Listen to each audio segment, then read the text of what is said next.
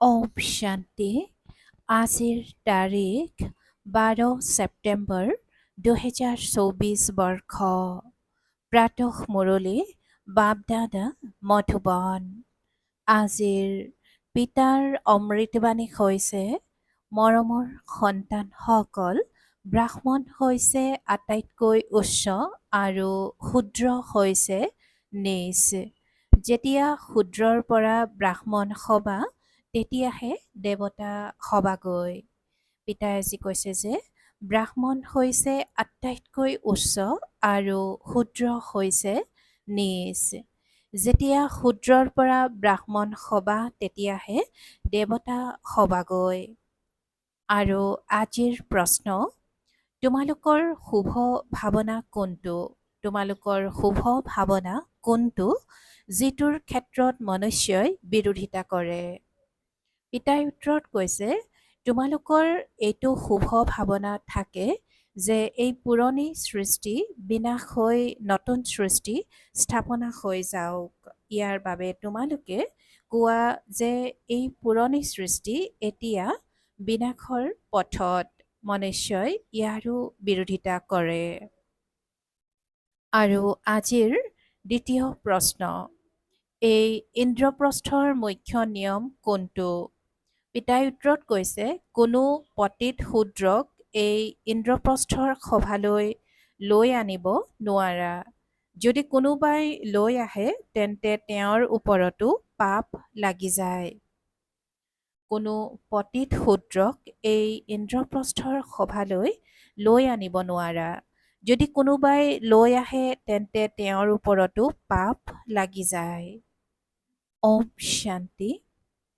আত্মিক সন্তানসকলৰ প্ৰতি আত্মিক পিতাই বহি বুজায়। আত্মিক সন্তানসকলে জানে যে আমি নিজৰ কাৰণে দৈবী ৰাজ্য পুনৰাই স্থাপনা কৰি আছো, কিয়নো তোমালোক হৈছা ব্ৰহ্মা কুমাৰ কুমাৰী। তোমালোকেহে জানা। কিন্তু মায়াই তোমালোককো পাহৰাই দিয়ে। পিতাই কৈছে যে মায়াই তোমালোককো পাহৰাই দিয়ে। তোমালোক দেৱতা হ'বলৈ বিচৰা, সেয়েহে মায়াই তোমালোকক ব্ৰাহ্মণৰ পৰা শূদ্ৰ কৰি দিয়ে। শিৱ বাবাক স্মৰণ নকৰিলে ব্ৰাহ্মণ শূদ্ৰ হৈ যায়। পিতাই যিটো স্পষ্ট কৰি কৈছে যে যদিহে শিৱ বাবাক স্মৰণ নকৰা, তেতিয়া ব্ৰাহ্মণ শূদ্ৰ হৈ যায়। সন্তানসকলে এইটো জানে যে আমি নিজৰ ৰাজ্য স্থাপনা কৰি আছো। যেতিয়া ৰাজ্য স্থাপনা হৈ যাব, তেতিয়া এই পুৰণি সৃষ্টি নাথাকিব। সকলোকে এই বিশ্বৰ শান্তিধামলৈ পঠিয়াই দিয়ে। এয়া হৈছে তোমালোকৰ ভাৱনা। কিন্তু তোমালোকে কোৱা সৃষ্টিখন বিনাশ হৈ যাব, তেন্তে নিশ্চয় মনুষ্যই বিৰোধিতা কৰিব। পিতাই কৈছে যে তোমালোকে যে কোৱা যে সৃষ্টিখন বিনাশ হৈ যাব, তেন্তে নিশ্চয় মনুষ্যই বিৰোধিতা কৰিব। ক'ব যে ব্ৰহ্মাকুমাৰীসকলে এয়া কি কয়, বিনাশ বিনাশ বুলিয়েই কৈ থাকে। তোমালোকে জানা যে এই বিনাশতেই বিশেষকৈ ভাৰতৰ আৰু সাধাৰণভাৱে জগতৰ লাভ হ'ব।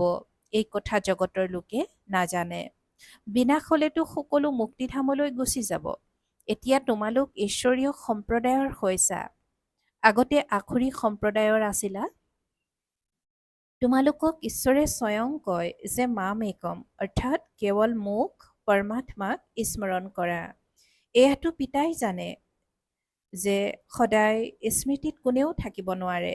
সদায় স্মৃতিত থাকিলেতো বিকৰ্ম বিনাশ হৈ যাব। তেতিয়াতো কৰ্মাতীত অৱস্থা হৈ যাব। আৰু এতিয়াতো সকলো পুৰুষাৰ্থী যি ব্ৰাহ্মণ হ'ব, তেওঁৱে দেৱতা হ'বগৈ। ব্ৰাহ্মণৰ পাছত হৈছে দেৱতা। পিতাই বুজাইছে যে ব্ৰাহ্মণ হৈছে টিকনি, অৰ্থাৎ আটাইতকৈ উচ্চ। যেনেকৈ সন্তানসকলে লুটিবাগৰ মৰা খেলে, প্ৰথমতে হৈছে মোৰ একেবাৰে উচ্চতা, অৰ্থাৎ উচ্চত। পিতাই কৈছে যে ব্ৰাহ্মণৰ পাছত হৈছে দেৱতা। আৰু পিতাই বুজাইছে যে ব্ৰাহ্মণ হৈছে টিকনি, অৰ্থাৎ আটাইতকৈ উচ্চ। যেনেকৈ সন্তানসকলে লুটিবাগৰ মৰা খেল খেলে, প্ৰথমতে হৈছে মোৰ একেবাৰে উচ্চত। ব্ৰাহ্মণৰ সদায় টিকনি থাকে।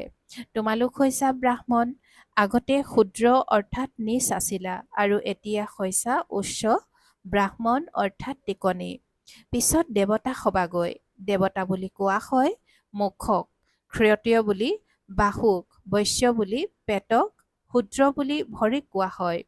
শূদ্ৰ অৰ্থাৎ ক্ষুদ্ৰ বুদ্ধিৰ আৰু তুচ্ছ বুদ্ধিৰ।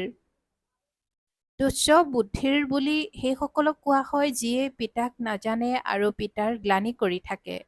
সেইবাবে পিতাই কয়, যেতিয়াই ভাৰতত গ্লানি হয় মই আহোঁ। যিসকল ভাৰতবাসী, পিতাই তেওঁলোকৰ সৈতে কথা পাতে। য়দা য়দা হি ধৰ্মস্য, পিতা ভাৰতলৈকে আহে, আন কোনো ঠাইলৈ নাহে। ভাৰতেই হৈছে অবিনাশী খণ্ড, পিতাও হৈছে অবিনাশী, তেওঁ কেতিয়াও জন্ম মৃত্যুত নাহে। পিতাই অবিনাশী আত্মাসকলকে বহি শুনায়। পিতাই অবিনাশী আত্মাসকলকে বহি শুনায়। এই শৰীৰটো হৈছে বিনাশী। এতিয়া তোমালোকে শৰীৰ বোধ এৰি নিজক আত্মা বুলি বুজিবলৈ লৈছা। পিতাই বুজাইছিল যে সলিত অৰ্থাৎ কুকি তৈয়াৰ কৰা হয়। তেতিয়া কুকি পুৰা জ্বলি যায়, ৰছীডাল নজ্বলে। আত্মাৰ কেতিয়াও বিনাশ নহয়। ইয়াৰ ওপৰতে এইটো দৃষ্টান্ত দিয়া হৈছে। এইটো কোনো মনুষ্য মাত্ৰই নাজানে যে আত্মা অবিনাশী। তেওঁলোকেতো কৈ দিয়ে আত্মা নিৰ্লেপ। পিতাই কয় নহয়, আত্মাইহে এই শৰীৰৰ দ্বাৰা ভাল বা বেয়া কাম কৰে। এটা শৰীৰ ত্যাগ কৰি অন্য এটা লয় আৰু কৰ্মভোগ ভোগ কৰে, তেন্তে আত্মাই হিচাপ নিকাচ লৈ নাহিল জানো? সেইকাৰণে আখৰি সৃষ্টিত মনুষ্যই অপাৰ দুখ ভোগ কৰে, আয়ুসো কম হয়। কিন্তু মনুষ্যই এই দুখকো সুখ বুলি ভাবি বহি আছে।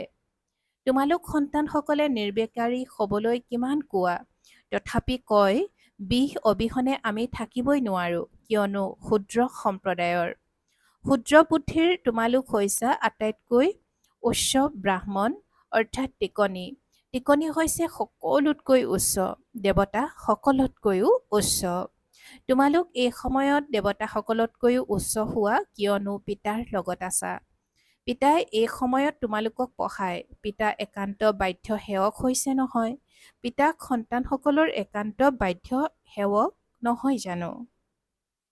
পিতাক সন্তানসকলৰ একান্ত বাধ্য সেৱক নহয় জানো?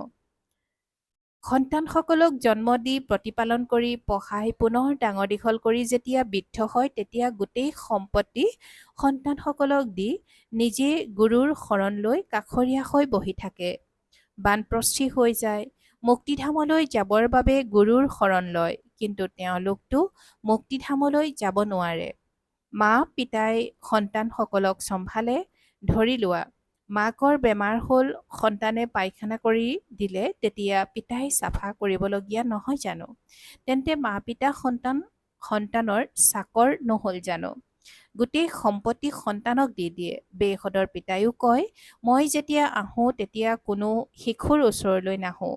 তোমালোক ডাঙৰ নহয় জানো? তোমালোকক বহি শিক্ষা দিওঁ। তোমালোক শিৱ বাবাৰ সন্তান হৈছা, সেইকাৰণে বিকে বুলি কোৱা। তাৰ আগত শূদ্ৰ কুমাৰ কুমাৰী আছিলা, বেশ্যালয়ত আছিলা। এতিয়া তোমালোক বেশ্যালয়ত থাকোতা নহয়। ইয়াত কোনো বিকাৰী থাকিব নোৱাৰে। আজ্ঞা নাই। তোমালোক হৈছা বিকে। এই স্থান হৈছেই বিকে সকলৰ থাকিবৰ বাবে। কোনোবা একেবাৰে অকৰা সন্তান আছে যিয়ে এইটো নুবুজে যে শূদ্ৰ বুলি পতিত বিকাৰগ্ৰস্ত হোৱা সকলক কোৱা হয়। তেওঁলোকৰ ইয়াত থকাৰ অনুমতি নাই, আহিব নোৱাৰে। এয়া ইন্দ্ৰসভাৰ কথা।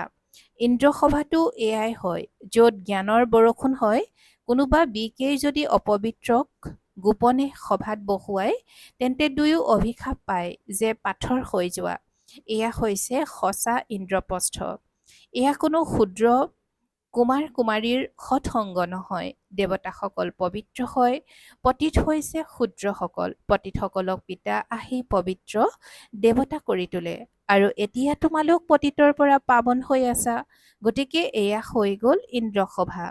যদি নুসুধাকৈ কোনো বিকাৰীক লৈ আহা, তেন্তে বহুত শাস্তি খাবলগীয়া হয়। পাথৰ বুদ্ধিৰ হৈ যায়। ইয়াত পাৰস বুদ্ধিৰ হৈ আছা নহয়। গতিকে তেওঁলোকক অৰ্থাৎ বিকাৰীক যিয়েই লৈ আনে তেওঁ অভিশাপ পাই যায়। তুমি বিকাৰীক গোপনে কিয় লৈ আহিলা? ইন্দ্ৰক অৰ্থাৎ পিতাক সোধাও নাই, গতিকে কিমান শাস্তি পায়? এয়া হৈছে গুপ্ত কথা। তোমালোক এতিয়া দেৱতা হৈ আছা, বহুত নিয়ম আছে। অৱস্থাই বেয়া হৈ যায়, একেবাৰে পাথৰ বুদ্ধিৰ হৈ যায়, হয়ো পাথৰ বুদ্ধিৰেই। পাৰস বুদ্ধিৰ হ'বলৈ পুৰুষাৰ্থই নকৰে। এইবোৰ হৈছে গুপ্ত কথা। পিতাই কৈছে যে এইবোৰ হৈছে গুপ্ত কথা, যিবোৰ তোমালোক সন্তানসকলেহে বুজিব পাৰা। ইয়াত বিকে থাকে।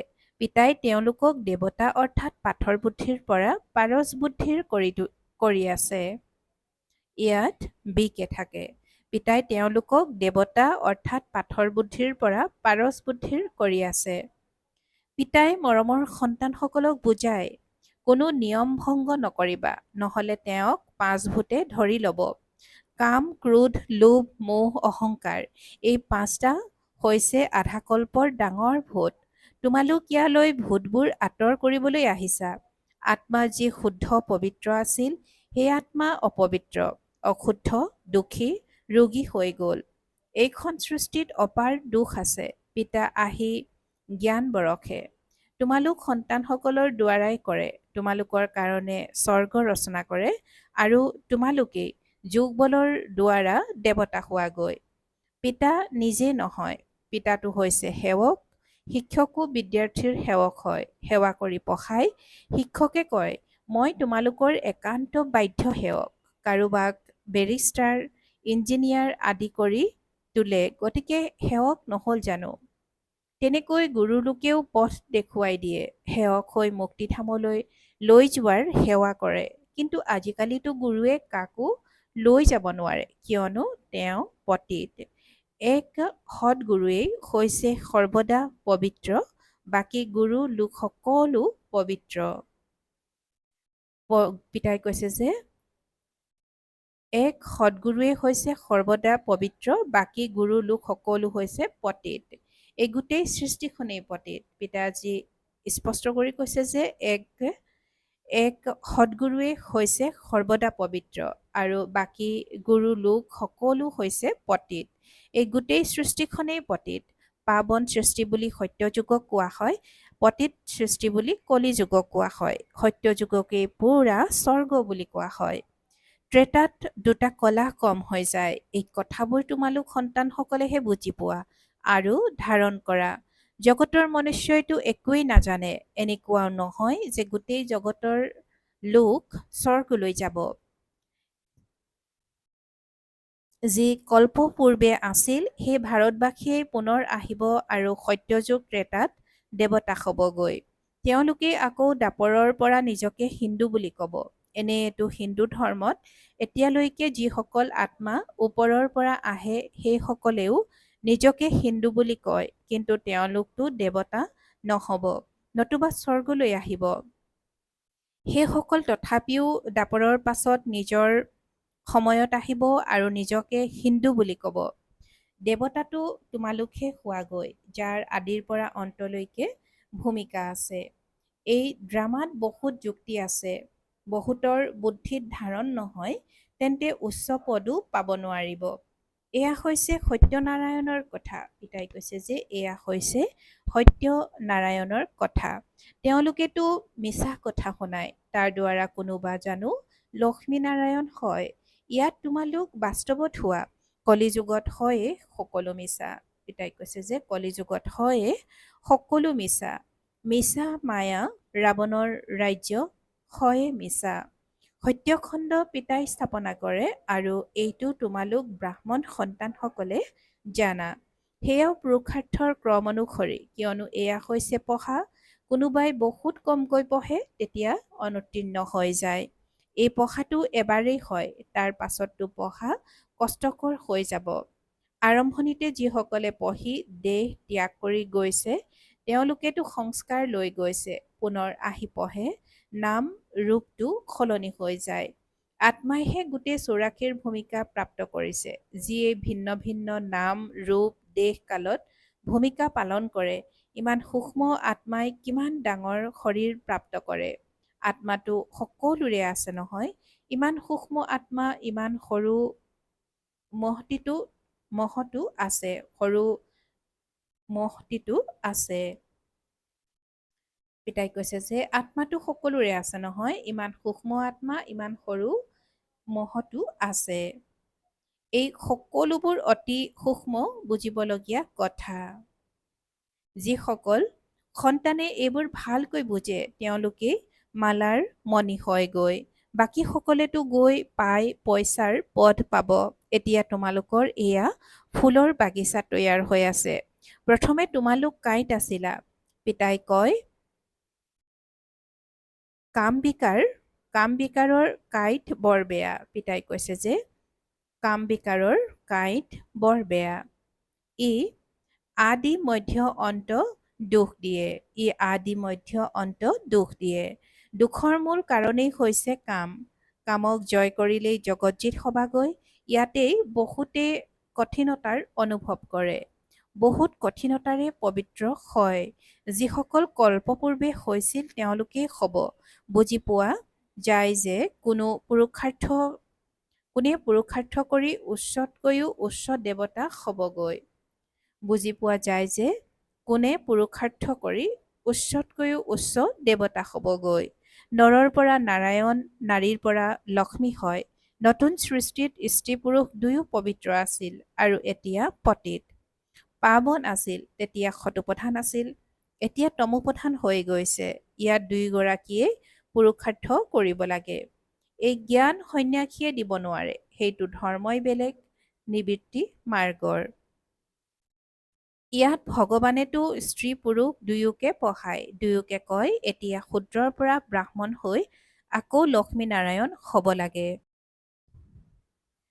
দুয়োকে কয় এতিয়া শূদ্ৰৰ পৰা ব্ৰাহ্মণ হৈ আকৌ লক্ষ্মীনাৰায়ণ হব লাগে। সকলোৱেতো নহব। লক্ষ্মীনাৰায়ণৰো ৰাজবংশ থাকে। তেওঁলোকে ৰাজ্য কেনেকৈ ললে এয়া কোনেও নাজানে। সত্যযুগত এওঁলোকৰ ৰাজ্য আছিল। সত্যযুগত এওঁলোকৰ ৰাজ্য আছিল। এইটো বুজে, কিন্তু সত্যযুগক আকৌ লাখ লাখ বছৰ বুলি কৈ দিলে তেন্তে এয়া অজ্ঞানতা নহল জানো? পিতাই কয় এয়া হৈছে কাঁইটৰ জংঘল, সেয়া হৈছে ফুলৰ বাগিচা। ইয়ালৈ অহাৰ আগতে তোমালোক অসুৰ আছিলা আৰু এতিয়া তোমালোক অসুৰৰ পৰা দেৱতা হৈ আছা। কোনে দেৱতা বুলি দেৱতা কৰি তোলে? কোনে দেৱতা কৰি তোলে? বেসদৰ পিতাই। দেৱতাসকলৰ ৰাজ্য আছিল তেতিয়া অন্য কোনো নাছিল। এয়াও তোমালোকে বুজি পোৱা। যিসকলে বুজিব নোৱাৰে তেওঁলোককেই পতিত বুলি কোৱা হয়। এয়া হৈছে ব্ৰহ্মাকুমাৰ কুমাৰীসকলৰ সভা। যদি কোনোবাই ছয়তানী কাম কৰে তেন্তে নিজকে অভিশপ্ত কৰি দিয়ে। পাথৰ বুদ্ধিৰ হৈ যায়। সোণৰ বুদ্ধিৰ নৰৰ পৰা নাৰায়ণ হওঁতাতো নহয়, প্ৰমাণ পোৱা যায়। তৃতীয় শ্ৰেণীৰ দাস-দাসী হবগৈ। এতিয়াও ৰজাসকলৰ ওচৰত দাস-দাসী আছে। এনেকৈও গায়ন আছে। কাৰোবাৰ মাটিত মিলি যাব, জুইৰ বোমাও বৰ্ষণ হব, বিষাক্ত গেছৰ বোমাও বৰ্ষণ হব, মৃত্যুটো নিশ্চয় আহিব। এনেকুৱা বস্তু তৈয়াৰ কৰি আছে যে কোনো মনুষ্যৰ বা অস্ত্ৰ আদিৰ দৰকাৰেই নাথাকিব। তাতে বহি বহি এনেকৈ বোমা নিক্ষেপ কৰিব। তাৰ বতাহ এনেকৈ বিয়পিব যিয়ে তৎক্ষণাৎ শেষ কৰি দিব। ইমান কোটি মনুষ্যৰ বিনাশ হব, এয়া জানো সাধাৰণ কথা? সত্যযুগত কিমান কম সংখ্যক থাকে, বাকী সকলো শান্তিধামলৈ গুচি যাব। য'ত আমি আত্মাসকল থাকো, সুখধামত হৈছে স্বৰ্গ আৰু দুখধামত হৈছে এই নৰক। এই চক্ৰ ঘূৰি থাকে। পতিত হৈ গলে দুখধাম হৈ যায়, পুনৰ পিতাই সুখধামলৈ লৈ যায়। পৰমপিতা পৰমাত্মাই এতিয়া সকলোৰে সদ্গতি কৰি আছে, গতিকে আনন্দিত হোৱা উচিত। মনুষ্যই ভয় কৰে, এইটো নুবুজে যে মৃত্যুৰ দ্বাৰাই গতি সদ্গতি হবগৈ। ভাল বাৰু। অতি মৰমৰ কল্পৰ পাছত পুনৰাই মিলিত হোৱা সন্তানসকলৰ প্ৰতি মাতা-পিতা বাপ-দাদাৰ স্নেহপূৰ্ণ স্মৰণ আৰু সুপ্ৰভাত। আত্মিক পিতাৰ আত্মিক সন্তানসকলক নমস্কাৰ আৰু আত্মিক সন্তানসকলৰ আত্মিক মাত-পিতা আৰু বাপ-দাদাৰ প্ৰতি স্নেহপূৰ্ণ স্মৰণ আৰু সুপ্ৰভাত আৰু নমস্কাৰ নমস্কাৰ নমস্কাৰ। আৰু আজিৰ ধাৰণাৰ বাবে মুখ্য সাৰ প্ৰথমতে ফুলৰ বাগিচালৈ যাবৰ কাৰণে ভিতৰত যি কাম ক্ৰোধৰ কাঁইট আছে সেয়া আঁতৰাই দিব লাগে। এনেকুৱা কোনো কৰ্ম কৰিব নালাগে যাৰ দ্বাৰা অভিশাপ পাবলগীয়া হয়। দ্বিতীয়তে, সত্যখণ্ডৰ মালিক হ'বৰ কাৰণে সত্যনাৰায়ণৰ সঁচা কথা শুনিব আৰু শুনাব লাগে। এই মিছা খণ্ডৰ পৰা কাষৰীয়া হৈ যাব লাগে। আৰু আজিৰ বৰদান, লাইটৰ আধাৰত জ্ঞান যুগৰ শক্তিসমূহ প্ৰয়োগ কৰোঁতা প্ৰয়োগশালী আত্মা হোৱা। লাইটৰ আধাৰত জ্ঞান যুগৰ শক্তিসমূহ প্ৰয়োগ কৰোঁতা প্ৰয়োগশালী আত্মা হোৱা। আৰু আজিৰ বৰদানৰ ব্যাখ্যা, যেনেকৈ প্ৰকৃতিৰ লাইটে বিজ্ঞানৰ অনেক প্ৰকাৰৰ প্ৰয়োগ বাস্তৱ ক্ষেত্ৰত কৰি দিয়ে, তেনেকৈ তোমালোকে অবিনাশী পৰমাত্ম লাইট, আত্মিক লাইট আৰু লগতে ব্যৱহাৰিক স্থিতিৰ লাইটৰ দ্বাৰা জ্ঞান যুগৰ শক্তিসমূহ প্ৰয়োগ কৰা। যদি স্থিতি আৰু স্বৰূপ ডবল লাইট, তেন্তে প্ৰয়োগৰ সফলতা অতি সহজে হয়। যেতিয়া প্ৰত্যেকেই নিজৰ প্ৰতি প্ৰয়োগ কৰাত লাগি যাব, তেতিয়া প্ৰয়োগশালী আত্মাসকলৰ শক্তিশালী সংগঠন তৈয়াৰ হৈ যাব। আৰু আজিৰ শ্লোগান, বিঘ্নৰ অংশ বা বংশ সমাপ্ত কৰোঁতাজনেই বিঘ্ন বিনাশক। পিতাই আজি শ্লোগানত কৈছে যে বিঘ্নৰ অংশ আৰু বংশ সমাপ্ত কৰোঁতাজনেই বিঘ্ন বিনাশক। ওম শান্তি। ইচ্ছামাত্ৰম অবিদ্যা স্থিতিৰ অনুভৱ কৰিবলৈ আৰু কৰাবলৈ আজিৰ অব্যক্ত সংকেত। তোমালোক সন্তানসকল হৈছা বিশ্বৰ কাৰণে আধাৰ মূৰ্ত, বিশ্বৰ আগত জগতৰ জ্যোতি, জগতৰ কুল দীপক। তোমালোকৰ এয়া যি শ্ৰেষ্ঠ মহিমা আছে, এনেকুৱা শ্ৰেষ্ঠ মহিমাৰ অধিকাৰী আত্মাসকল এতিয়া বিশ্বৰ আগত নিজৰ সম্পন্ন ৰূপত প্ৰত্যক্ষ হৈ দেখুওৱা। যদি এতিয়াও নিজৰ সদৰ আশা পূৰ্ণ কৰাৰ ইচ্ছা আছে, অলপ নাম লাগে, মান লাগে, সন্মান লাগে, স্নেহ লাগে, শক্তি লাগে, এনেকুৱা নিজৰ প্ৰতি যদি ইচ্ছা আছে, তেন্তে ইচ্ছামাত্ৰম অবিদ্যাৰ স্থিতিৰে বিশ্বৰ ইচ্ছাসমূহ কেতিয়া পূৰ্ণ কৰিবা? ওম শান্তি।